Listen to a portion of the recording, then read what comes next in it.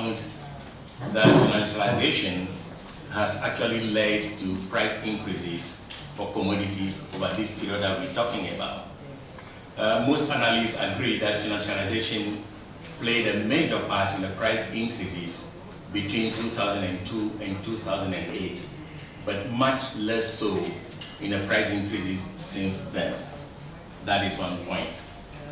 The second is that, as I said, other investigators, other researchers and scholars have not found the link between financialization and commodity price increase. We can get into the details of this later on. But as I said, we have done work in UNCTAD. My colleagues have done work that actually show that there is some link between financialization and price volatility. But even then, we are very careful to qualify this, that financialization only explains part of the increases of that volatility of these commodity prices. That is to say that financialization does not account for all the volatility that we've witnessed in these prices so far.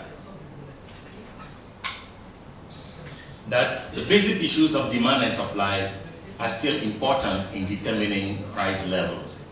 And another issue is that the stock levels of these goods, of these commodities, also determine how prices move, particularly in very tight markets.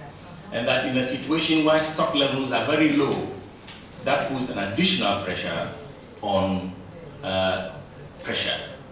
in these commodity markets. So let us get it clear that financialization only accounts for part of the increases. And in fact, in a paper by Chris Gilbert, one of the authors on the other side, he found that the oil price increase in 2008, only 15% could be accounted for by financialization. Now, having said that, let's have a look at this figure. What it tries to show is that the annual number of commodity futures contracts traded in exchanges globally has risen exponentially from 418 million to 2.5 trillion since 2001. And looking at commodities as a share of global derivatives exchange trading, again, there has been quite a great increase from 3% in 2003 to 9% in 2010. If you look at this, over-the-counter trading derivatives trading in commodities peaked in 2007 and has since declined. We can look at the reason later on. Now, I'm showing all this because these are some of the issues created by financialization for commodity markets, and that is why we think that financialization has impacted on commodity markets, albeit to some extent, but with fundamentals still playing a very big role in this. This last figure, table, just tells you that now normally the argument is that when there are negative returns to equity, there is a positive correlation between negative returns to equity and then positive returns to commodity prices. But you realize from this that this has not been the case throughout, and that we have negative correlation even during the 1970s.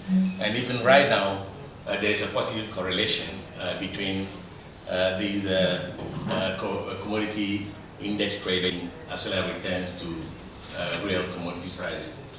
Let me quickly come up with a few conclusions.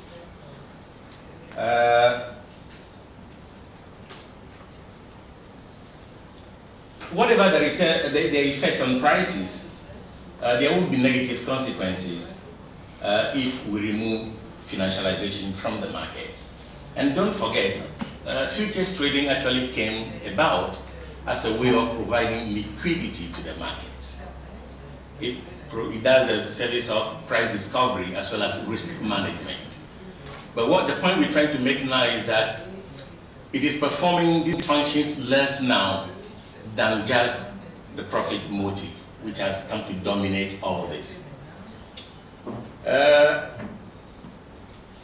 Secondly, the vectors by which financialization have affected commodity markets are still being studied.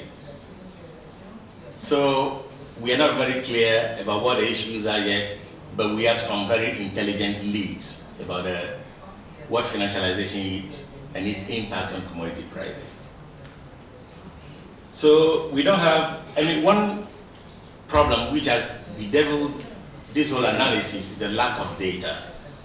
Data has been very scarce, and where we have it, we don't have consistent time series to analyze the situation very carefully. UNCTAD has some policy proposals, and I will end on that note, Mr. Chairman, to address this whole issue. The first is regulating more transparency through reporting requirements in commodity markets. And secondly, we need to prepare ourselves for what will happen to financialization phenomena, if you like, when the US devalues, which seems inevitable, even if they continue to postpone it. And along with impacts of financialization of commercial traders in commodity markets, we need to study the potential for imbalances in commodities futures that send wrong signals to monetary policy markets. Thank you very much.